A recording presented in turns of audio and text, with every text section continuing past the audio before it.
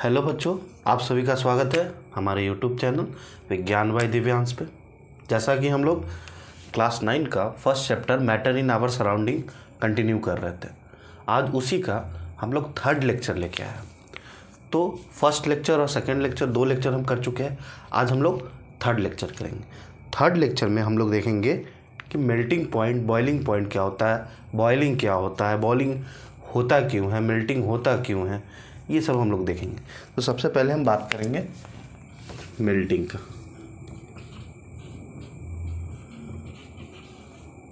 Melting, ठीक है। Melting क्या होता है? सॉलिड मेल्ट होता है हमेशा। पहली बात, मेल्ट सॉलिड होता है। अगर कोई सॉलिड है, मान लेते हैं सॉलिड है, इसमें कुछ ऐसे पार्टिकल्स है छोटे छोटे छोटे छोटे, ठीक है। तो मेल्टिंग में होता क्या है, जब भी हम टेम्परेचर देते हैं, जैसे मान लीजिए सॉलिड है, इसको हम थोड़ा सा भी टेम्परेचर देंगे ना, तो इस सॉलिड के बीच का जो मॉलिक्यूल्स होगा ना, वो टूटेगा, उसके बीच का अट्रैक्शन फोर्स टूटेगा। मान लेते हैं कि ये आइस है, आइस में वाटर है, तो क्या हो रहा होगा, जैसे ही हम टेम्परेचर देंगे वाटर आपस में जुड़ा होगा। हम ऐसे लिख सकते हैं, मान लेते हैं वाटर ऐसे आपस में किसी न किसी फोर्स से जुड़ा होगा, इससे वाटर ऐसे कनेक्टेड होगा, ठीक है। ठीक है, हम ये मानेंगे कि एक मॉलिक्यूल्स, एक वाटर का मॉलिक्यूल दूसरे वाटर मॉलिक्यूल के साथ जुड़ा होता है। तो एक्चुअली में मेल्टिंग होता क्या है, जब हम लोग टेम्परेचर देते हैं तो बॉन्ड नहीं टूटता है। सबसे पहले हम लोग ये बात ध्यान रखेंगे कि मेल्टिंग में बॉन्ड नहीं टूटता है, एटम्स के बीच का बॉन्ड नहीं टूटता है। मेल्टिंग में एक्चुअली क्या होता है, दो मॉलिक्यूल्स का बीच का फोर्स ऑफ अट्रैक्शन टूटता है। दो मॉलिक्यूल्स के बीच का फोर्स ऑफ अट्रैक्शन टूटता है। तो हम लोग जब मेल्ट करते हैं तो एक्चुअली में हम इस दोनों के बीच का फोर्स ऑफ अट्रैक्शन जो है, इसको तोड़ते हैं। और इसके बीच का फोर्स ऑफ अट्रैक्शन को तोड़ने में जो हमारा एनर्जी खर्चा होता है, वही हमारा टेम्परेचर के थ्रू, हम इसको हीट के थ्रू इसको देते हैं, ठीक है। तो जितना ज़्यादा इसका फोर्स ऑफ अट्रैक्शन अच्छा होगा, दो मॉलिक्यूल्स के बीच के फोर्स ऑफ अट्रैक्शन पकड़ जितना ज़्यादा अच्छा होगा, उसका मेल्टिंग पॉइंट उतना ज़्यादा होगा। मेल्टिंग पॉइंट ज़्यादा कब होगा, जब बीच दो मॉलिक्यूल्स के बीच का फोर्स ऑफ अट्रैक्शन ज़्यादा होगा, ठीक है। तो अगर मान लेते हैं सॉलिड्स का फोर्स ऑफ अट्रैक्शन ज़्यादा है, तो जनरली हम ये कह सकते हैं कि सॉलिड का मेल्टिंग पॉइंट ज़्यादा होगा, ठीक है। सॉलिड आसानी से मेल्ट नहीं करेगा। अगर सॉलिड का फोर्स ऑफ, जैसे हम लोग पढ़े थे इंटरमॉलिक्यूलर फोर्स पिछले क्लास में, इंटरमॉलिक्यूलर फोर्स क्या होता है, दो मॉलिक्यूल्स के बीच का फोर्स। अब उसी फोर्स को तोड़ने के लिए हम एनर्जी देते हैं, और जो एनर्जी देते हैं वही हमारा हीट के थ्रू देते हैं, ठीक है। तो वो हमारा जो टेम्परेचर देते हैं, ठीक है, जो हम लोग का टेम्परेचर हीट उसमें यूज़ हो रहा है, तो हम लोग टेम्परेचर बढ़ाते जाते हैं। तो जितना ज़्यादा टेम्परेचर बढ़ेगा उतना ही ज़्यादा उसका मेल्टिंग पॉइंट होगा। तो जितना ज़्यादा इसका फोर्स ऑफ अट्रैक्शन होगा, वो उतना ज़्यादा उसका मेल्टिंग पॉइंट होगा। तो किसी सॉलिड का मेल्टिंग पॉइंट हाई होने का रीज़न क्या है? उसका हाई होने का रीज़न है क्योंकि वो उसके बीच का फोर्स ऑफ अट्रैक्शन ज़्यादा होता है। तो मेल्टिंग पॉइंट क्या होता है?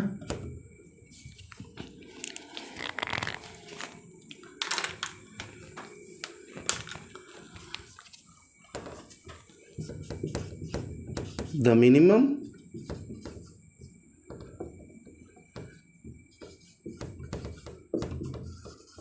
temperature at which solid start melting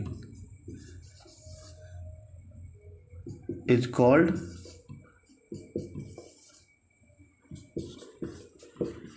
melting point। देखिए यहाँ ध्यान रखिए, मिनिमम टेम्परेचर, जो मिनिमम टेम्परेचर हम देंगे, जितना मिनिमम टेम्परेचर पर ये सॉलिड का मॉलिक्यूल्स जो है उसका फोर्स ऑफ अट्रैक्शन ख़त्म हो जाए और वो इतना कम हो जाए कि वो अपना शेप चेंज कर सके, और शेप चेंज करके वो लिक्विड में कन्वर्ट हो जाए। तो जो मिनिमम टेम्परेचर, जिस मिनिमम टेम्परेचर पर पहला मॉलिक्यूल्स लिक्विड में कन्वर्ट होगा, हम उसको बोलेंगे उसका melting point. The minimum temperature at which solid start melting is called its melting point. तो मेल्टिंग पॉइंट क्या होता है? The minimum temperature at which solid start melting is called its melting point. ठीक है, मेल्टिंग पॉइंट क्या होता है? जब हम सॉलिड्स के बीच का फोर्स ऑफ अट्रैक्शन को नलीफाई करते हैं, उसका असर ख़त्म करते हैं, उसका फोर्स ऑफ अट्रैक्शन को ख़त्म करने के लिए जो टेम्परेचर देते हैं वही उसका मेल्टिंग पॉइंट होता है। जितना ज़्यादा हम लोग का टेम्परेचर लगेगा वही उसका मेल्टिंग पॉइंट हो जाएगा। ठीक है, तो बॉइलिंग पॉइंट क्या होता है? अब हम लोग बॉइलिंग पॉइंट देखेंगे। ठीक है, तो बॉइलिंग पॉइंट में तो लिक्विड होता है, लिक्विड। तो इसमें लिखें the minimum temperature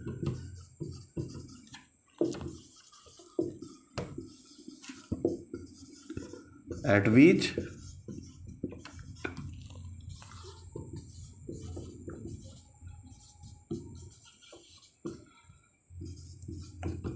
liquid start boiling at atmospheric pressure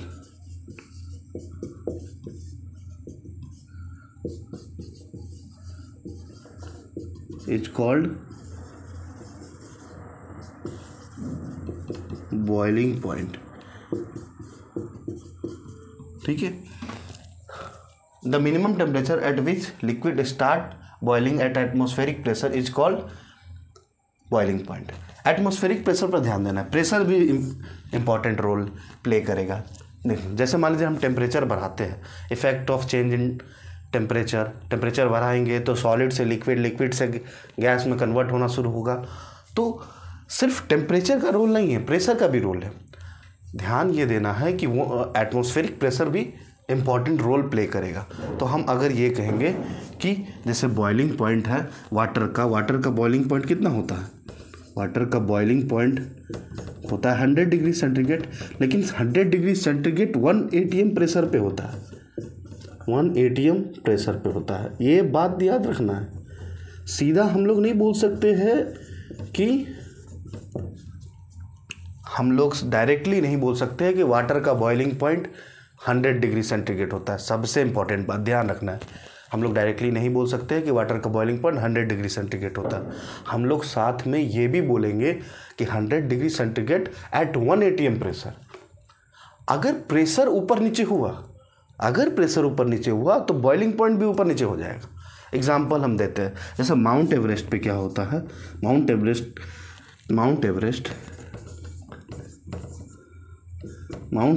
पे क्या होता है? बॉइलिंग पॉइंट वाटर का हो जाता है 70 डिग्री सेंटीग्रेड।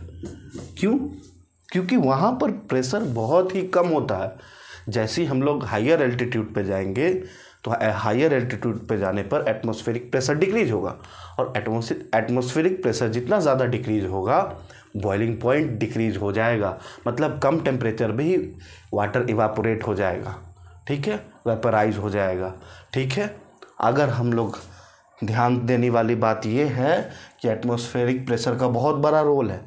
एटमॉस्फेरिक प्रेशर अगर घटेगा तो बॉइलिंग पॉइंट घटेगा, एटमॉस्फेरिक प्रेशर बढ़ेगा तो बॉइलिंग पॉइंट बढ़ेगा। जैसे मान लेते हैं कि अगर हम लोग किसी ऐसा सिचुएशन बना दें जिसमें हम एटमॉस्फेरिक प्रेशर 1 atm से ज़्यादा कर दें, तो उस लिक्विड का बॉइलिंग पॉइंट 100 डिग्री, हम वाटर का बोल सकते हैं 100 डिग्री होता है, वाटर का 100 डिग्री से ज़्यादा हो जाएगा। सिंपल सा बात हम ये कह सकते हैं कि वाटर का 100 डिग्री से ज़्यादा हो जाएगा अगर हम लोग एटमॉस्फेरिक प्रेशर बढ़ा दें। एटमॉस्फेरिक प्रेशर घटा दे तो क्या हो जाएगा? बॉइलिंग पॉइंट कम हो जाएगा। तो अगर हायर एल्टीट्यूड पे क्या होता है ना, जैसे फौजी लोग क्या होता है, हम लोग ध्यान देते हैं कि फौजी लोग जो हायर एल्टीट्यूड पे रहते हैं तो वो लोग कैंप बना के रहते हैं, तो वहाँ हमेशा कुकर में खाना बनाते हैं। ऐसा क्यों होता है? कुकर में इसलिए खाना बनाते हैं क्योंकि कुकर में प्रेशर कुकर, नाम ही है प्रेशर कुकर, एटमॉस्फेरिक प्रेशर उतना प्रेशर नहीं बना पाता है, इसलिए अलग से प्रेशर कुकर का यही कारण है।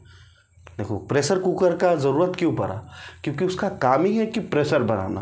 वो प्रेशर बढ़ाएगा तब बॉइलिंग पॉइंट बढ़ेगा, और जितना ज़्यादा बॉइलिंग पॉइंट बढ़ेगा फूड उतना जल्दी कुक होगा। ठीक है, तो सिर्फ टेम्परेचर, किसी चीज़ को गर्म करेंगे तो ज़रूरी नहीं है कि वो खाना जल्दी पक जाएगा। ध्यान देने वाली बात है। सिर्फ टेम्परेचर बढ़ाने से खाना जल्द नहीं बनता है। हम लोग ये ध्यान देंगे कि टेम्परेचर के साथ हम लोग को प्रेशर भी बढ़ाना है, इसलिए हम लोग कुकर में खाना बनाते हैं। कुकर में खाना बनाने का सिर्फ एक ही रीज़न है, क्योंकि प्रेशर कुकर क्या करता है, उस जैसे भी टेम्परेचर बढ़ाते हैं तो उसमें से जो गैस निकलता है वो गैस वापस उसी लिक्विड पे प्रेशर लगाता है।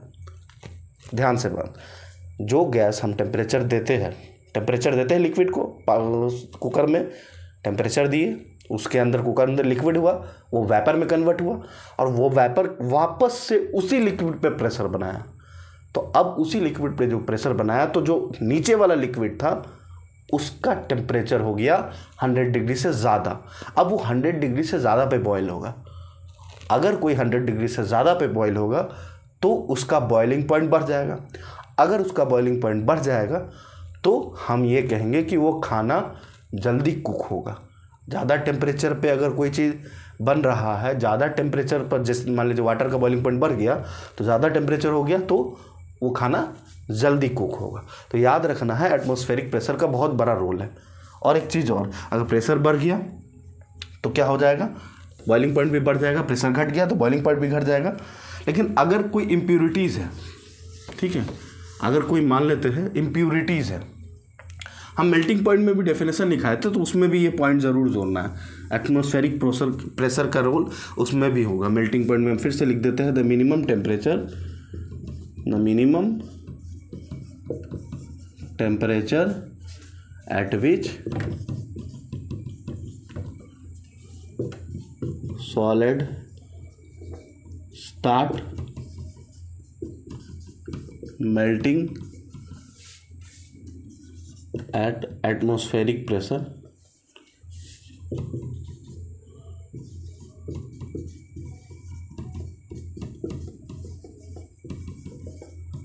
is called its melting point।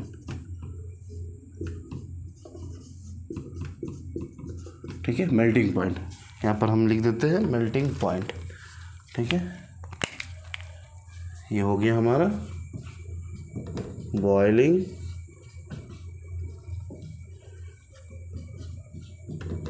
Point, melting point. ठीक है, मेल्टिंग पॉइंट, बॉइलिंग पॉइंट। ठीक है, सॉलिड मिनिमम टेम्परेचर पर सॉलिड मेल्ट होना शुरू हो जाए एटमॉस्फेरिक प्रेशर पे। ध्यान रखना है, एटमॉस्फेरिक प्रेशर पे। एटमॉस्फेरिक प्रेशर हम जरूर बोलेंगे। बॉइलिंग पॉइंट भी क्या होता है, the minimum temperature at which liquid start boiling at atmospheric pressure is called boiling point. ठीक है, वाटर का बॉइलिंग पॉइंट कितना होता है, 100 डिग्री सेंटीग्रेड, लेकिन 1 atm प्रेशर पर। ये साथ में बोलना ज़रूरी है। अगर किसी का बोलेंगे कि बॉइलिंग पॉइंट 100 डिग्री सेंटीग्रेड है तो हम लोग को ऑटोमेटिकली ये बात समझ लेना है कि उसका प्रेशर 1 atm होगा ही होगा। माउंट एवरेस्ट पे क्या होता है, 70 डिग्री सेंटीग्रेड होता है बॉइलिंग पॉइंट वाटर। तो माउंट एवरेस्ट पे कोई खाना बनाने का कोशिश करेगा तो बनेगा ही नहीं, क्योंकि इतना कम टेम्परेचर पे फूड कुक ही नहीं होगा। ठीक है, ध्यान से समझ में आ गया। ठीक है, तो अगर कोई हम इम्प्योरिटीज़ मिला देंगे, अगर हम यहाँ पर बात कर लेते हैं तो अगर कोई इम्प्योरिटीज़ अगर मान लेते हैं, ये प्योर लिक्विड है, अगर इसका 100 डिग्री सेंटीग्रेड टेम्परेचर है, बॉइलिंग पॉइंट है वाटर का, और इसका हम ये कह सकते हैं कि 1 atm प्रेशर पे, लेकिन अगर इसमें कोई हम शुगर या सॉल्ट मिला देते हैं,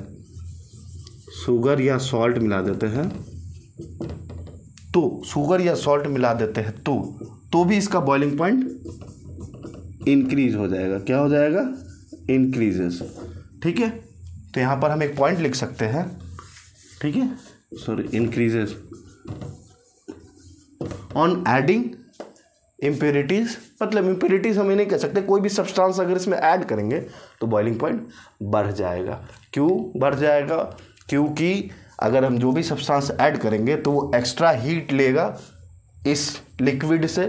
तो जो एक्स्ट्रा हीट लगा वो कहाँ जाएगा, क्योंकि 100 डिग्री सेंटीग्रेड चाहिए था वाटर को बॉयल करने के लिए, तो जो एक्स्ट्रा हीट लगा वो कहाँ जाएगा, वो ये एब्जॉर्ब करेगा। तो 100 डिग्री से तो ज़्यादा लग जाएगा ना, 100 डिग्री तो वाटर ले लेगा, बाकी एक्स्ट्रा हीट तो ये भी ज़रूर एब्जॉर्ब करेगा, कुछ ना कुछ तो ज़रूर करेगा। लिक्विड में डाल देंगे तो एब्जॉर्ब करेगा हीट, तो ये हीट एब्जॉर्ब करेगा तो एक्स्ट्रा हीट नीचे से भी देना पड़ेगा। तो 100 डिग्री से तो ज़रूर ज़्यादा होगा बॉइलिंग पॉइंट। तो इम्प्योरिटीज़ ऐड करने से बॉइलिंग पॉइंट बढ़ जाता है। इसलिए हम लोग जब लोग घर में खाना बनाते हैं तो हम लोग देखते हैं कि जब भी कोई चीज़ उबल रहा होता है, पानी या दूध, तो उसमें नमक या चीनी डाल देंगे तो थोड़ा सा बॉइलिंग सडनली डिक्रीज़ होता है। हम लोग देखते हैं कि सडनली डिक्रीज़ होता है। ऐसा क्यों होता है?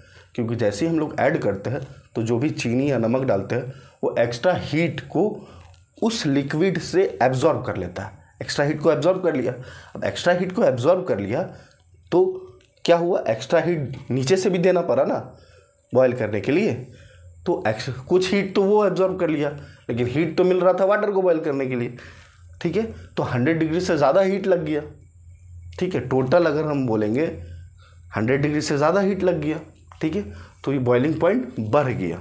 तो अगर कोई चीज़ अगर हम ऐड कर देंगे तो भी बॉइलिंग पॉइंट बढ़ जाएगा। तो आज का क्लास में हम लोग यही देखेंगे, मेल्टिंग पॉइंट, बॉइलिंग पॉइंट। ठीक है, थैंक यू।